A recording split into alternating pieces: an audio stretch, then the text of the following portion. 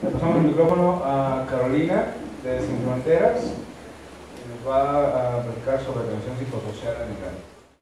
Antes de explicar qué es lo psicosocial, a mí me gustaría comenzar compartiéndoles cuál es la idea que tenemos del trabajo, del modelo de atención en la organización acerca del trabajo con las personas migrantes y refugiadas. Partimos de la idea de que la mayoría de las personas con las que nosotros trabajamos, con los migrantes, con los refugiados, viven dos situaciones. Por un lado, migraciones forzadas. Por otro, contextos de violencia. ¿A qué me refiero con migraciones forzadas? No solo al hecho de que tienen que salir del país por cuestiones a lo mejor de opinión política, de persecución,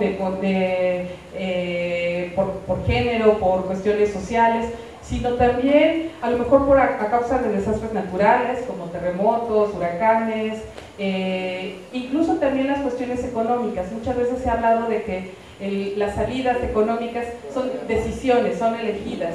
Yo no estaría tan segura si realmente sería una elección, ¿no? A veces las mismas condiciones o la falta de condiciones de trabajo, de desarrollo, pues te obligan a tomar esa decisión. Entonces, partiendo de esta idea de las migraciones forzadas y que también mucha de la población que atendemos vive en contextos de violencia, ya sea en el país de origen, durante el tránsito y a la llegada del país a donde decidan quedar, bueno, a lo mejor en este caso en México. ¿A qué me refiero con antes? Muchas veces las personas con las que trabajamos vienen de experiencias de violencia doméstica, de la dificultad de acceder a servicios tan básicos como la salud, la educación, el empleo, de tener una vida digna, ¿no? De la violencia social que se vive, ¿no? Incluso de amenazas, de tortura, ¿no? Casos que también hemos sabido, por ejemplo, en casos de refugiados. Durante el tránsito también se vive un contexto de violencia, ¿no? La posibilidad de caer en redes de la delincuencia organizada, ¿no? De vivir abusos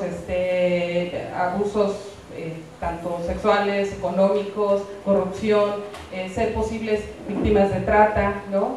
Secuestros, y también a la llegada al país donde las personas deciden quedarse también se enfrentan a una serie de situaciones violentas, ¿no? Como la detención, por ejemplo, o la discriminación misma, ¿no? Llegar a un país y de repente pues que no recibas el mismo trato, por lo contrario, ¿no? Vivas discriminación, pues también es una forma de violencia hacia las personas. Entonces, creo que este es el contexto, me atrevería a decir que incluso de la mayoría de los que estamos aquí con las personas que trabajamos, ¿no? No es toda la migración, pero es una buena parte y es con la que nos enfrentamos, creo que nosotros. Seguimos, por favor. En ese sentido, todos estos dos contextos, en el de las migraciones forzadas y la violencia, tienen un impacto que nosotros vemos a corto, mediano o largo plazo. Solo voy a mencionar estos cuatro, pero bueno, seguramente se nos irán ocurriendo muchos más, ¿no? Hablamos de un impacto a nivel de identidad. Por ejemplo, una persona que ha sido forzada a salir de su lugar de origen, ¿no? O pues pierde como esa parte también de contacto, a lo mejor con su comunidad, con sus creencias, con sus estilos de vida, ¿sí? O también una cuestión en la identidad, cuando a lo mejor una mujer ha sido víctima de alguna violación, por ejemplo, y entonces se siente que ya no es digna, ¿no? Que a lo mejor ha perdido derechos, o la culpa, ¿no? Entonces en ese sentido también se afecta a la identidad. Al proyecto de vida, ¿no? Finalmente las personas salen por una razón, ¿no? Y cuando se enfrentan a todo estos contextos de violencia, se altera ese proyecto. Por ejemplo, hace poco me encontraba en una estación migratoria y una persona me decía, bueno, pues yo estoy pues bien aquí, ¿no? Ya sé que voy a regresar a mi casa, me voy a reunir nuevamente con mi familia, pero finalmente estoy triste, no por estar encerrado, que era lo que me llamaba la atención, sino porque mi idea era llegar, trabajar y enviarle dinero a mi familia, y ahora no lo voy a poder cumplir, o tal vez me va a costar más trabajo. Entonces, de alguna manera, pues también se tiene este impacto. A los referentes culturales, ¿no? Bueno, un poco lo que mencionaba al principio, se pierde a lo mejor ese contacto con el país de origen, se enfrentan nuevamente a un contexto, a una ciudad que quizás es muy distinta a la que provenimos. Por ejemplo, personas a lo mejor con una totalmente opuesta a la cultura, a la religión, las costumbres, la comida, y de repente enfrentarse a lo mejor a este contexto en México, ¿no? Y lo que a mí me parece como más delicado es que finalmente las personas que viven en los migrantes, los refugiados que viven en estas situaciones de violencia, se fractura algo quizá me parece básico hasta de sobrevivencia para todos, la confianza de creer en el otro, ¿no? Finalmente hubo otros que abusaron a lo mejor de nosotros, que nos han violentado, entonces las personas van perdiendo la confianza, ¿no?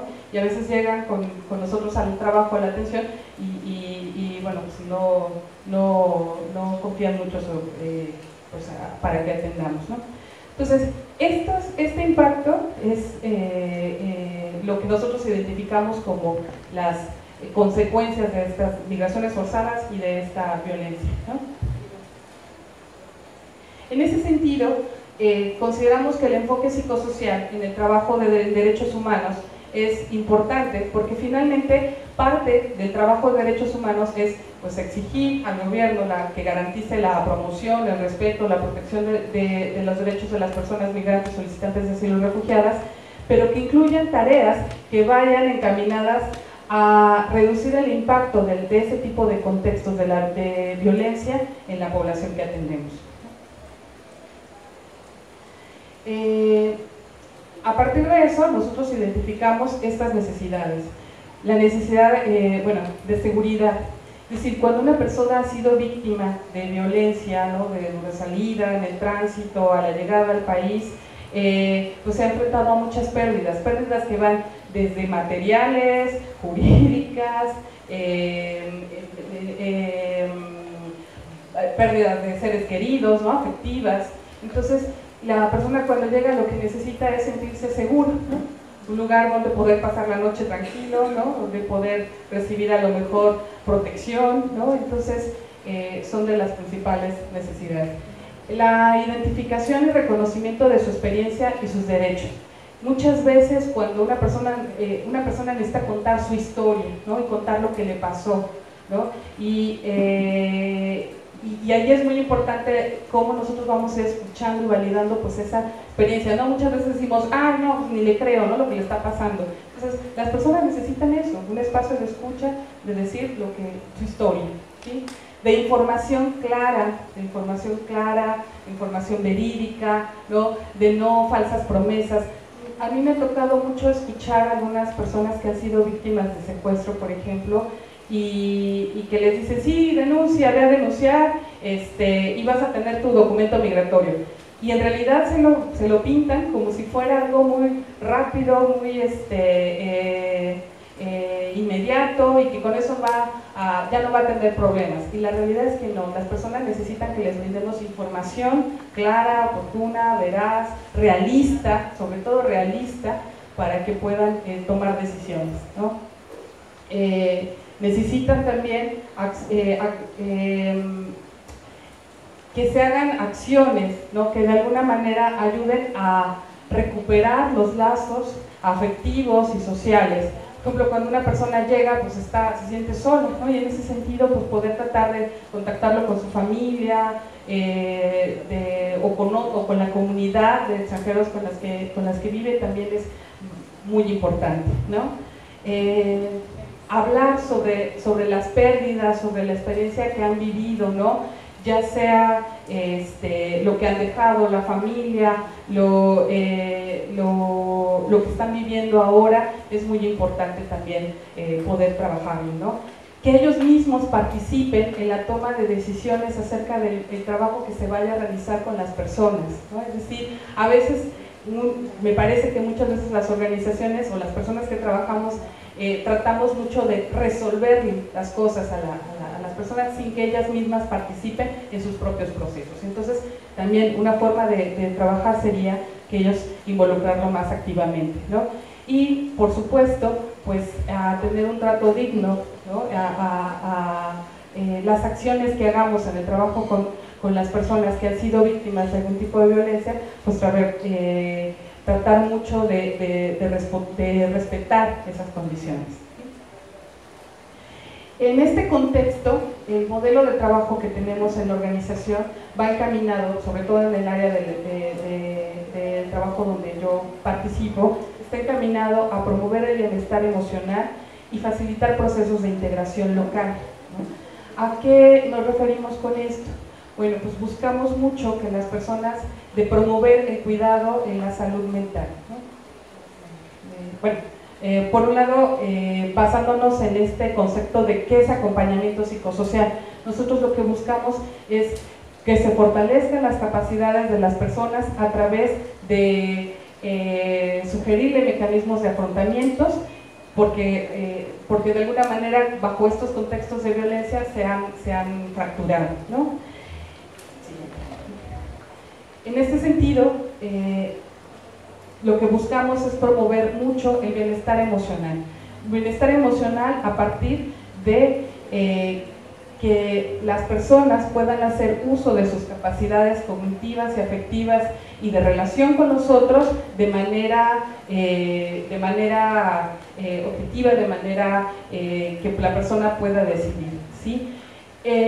Por ejemplo, cuando llegan personas a la organización, migrantes, ya sea que van de tránsito, migrantes o personas que deciden quedarse, solicitantes de asilo, refugiados, lo que ofrecemos justo es un espacio de escucha, un espacio de contención, que la persona pueda compartirnos, si desea, en ese momento o más adelante, pues su vivencia. Mucha gente necesitamos hablar y alguien que nos escuche. Entonces, en ese sentido, ya sea que podamos hacer una intervención de una sola vez, porque puede ser que la persona no la volvamos a ver nunca más, ¿no? O puede ser que a lo mejor tengamos la oportunidad de compartir con ella una serie de encuentros y que eso permita a la persona poco a poco ir recuperando esa confianza en nosotros, esa capacidad de agencia personal para tomar decisiones o para seguir con su proyecto de vida, ¿sí?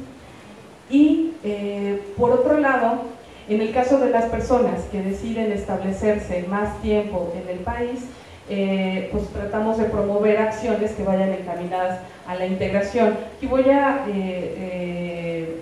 plantear que el concepto de integración es un tema que se ha explorado muy poco en México, ¿no?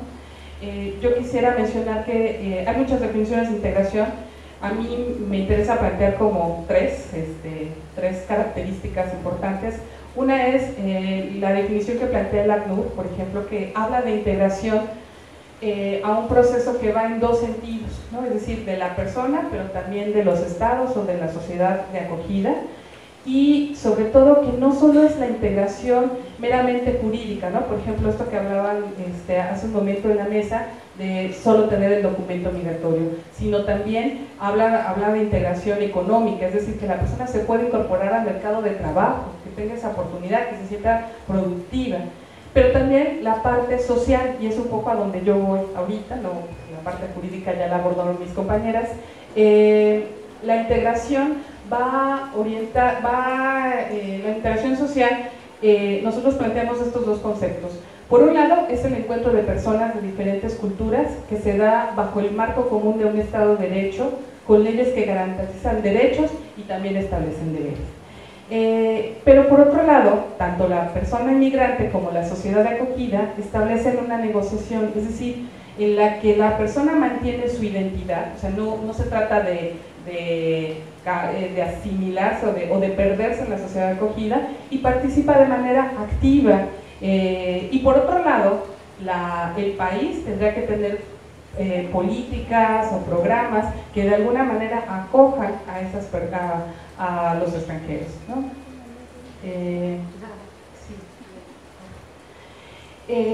Aquí me quisiera traer, ¿no?, a colación algunos estilos de cómo los extranjeros muchas veces afrontan esos procesos de adaptación al país. En realidad yo les decía que en México casi no hay mucho trabajo sobre integración, porque creo que toda la atención la hemos puesto mucho, pues obviamente en las problemáticas que ocurren en las fronteras, ¿no? En la detención, en los transmigrantes, y poco volteamos a ver que también hay muchas personas extranjeras que viven aquí y cuáles sus realidades, a lo que se enfrentan. Ya me parece que la compañera que va a hablar más después de mí nos va a profundizar en esas experiencias, pero finalmente a veces lo que hemos encontrado es que muchos de los extranjeros que se quedan aquí viviendo pueden adoptar estilos diferentes de cómo adaptarse a la vida del país.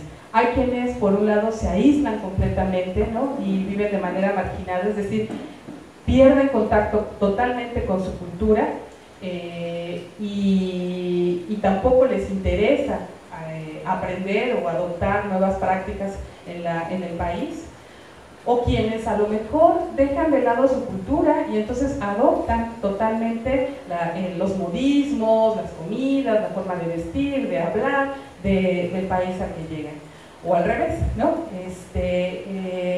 Buscan a lo mejor solo llegar, solo hablar su idioma. Por ejemplo, nos ha tocado ver en el caso de algunas personas a lo mejor de lengua no española, ¿no? Que de repente llegan a su casa y solo hablan en su idioma, ¿no? O solo cocinan o comen lo que se acostumbra en el país y no están interesados para nada de incorporar pues toda esta otra parte de la cultura, por ejemplo, mexicana, ¿no?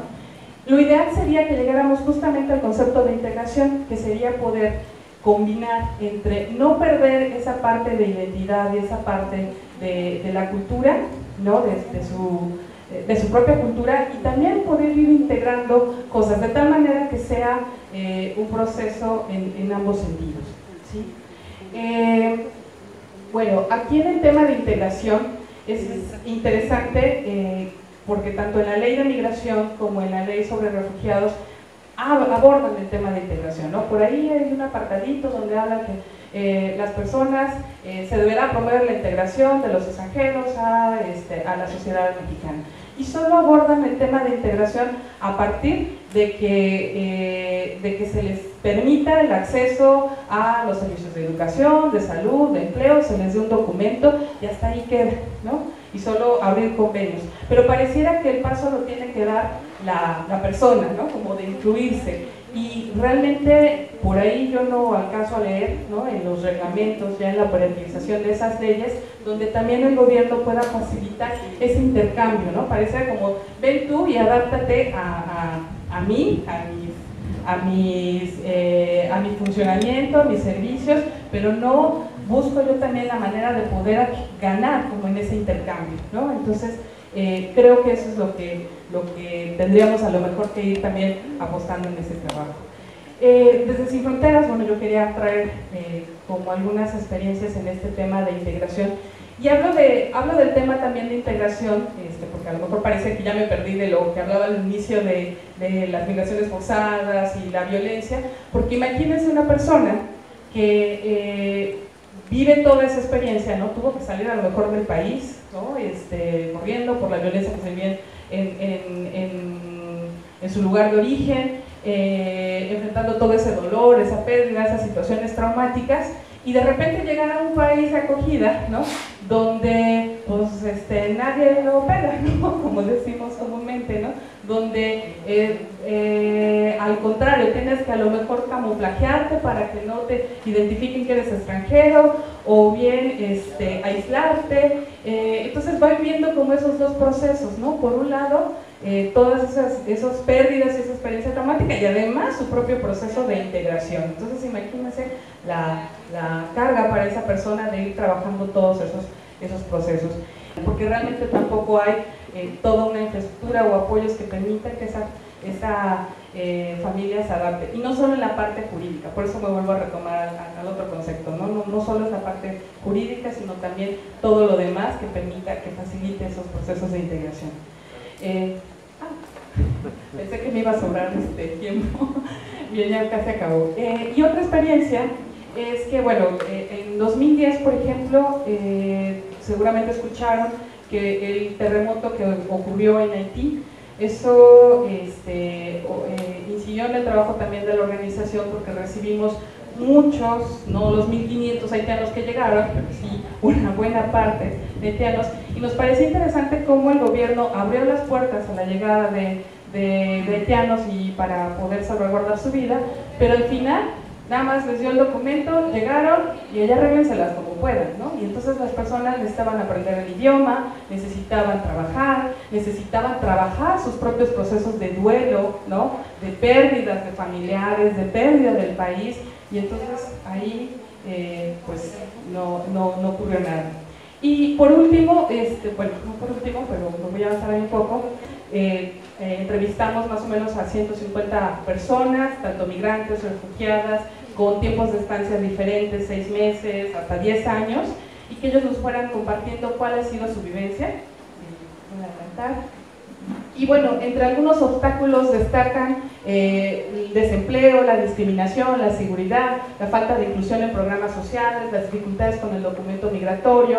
Y entre las buenas prácticas que también ellos nos compartían es que alguna que nos llamaba mucho la atención es porque aunque haya racismo, nos reciben con los brazos abiertos a todos, ¿no? Entonces eso nos llamaba la atención mucho de, bueno, incluso, bueno, traigo por ahí esa investigación, no traigo muchos ejemplares, pero les puedo compartir, y fue el título que le pusimos, pese a todo, México te abre los brazos, ¿no?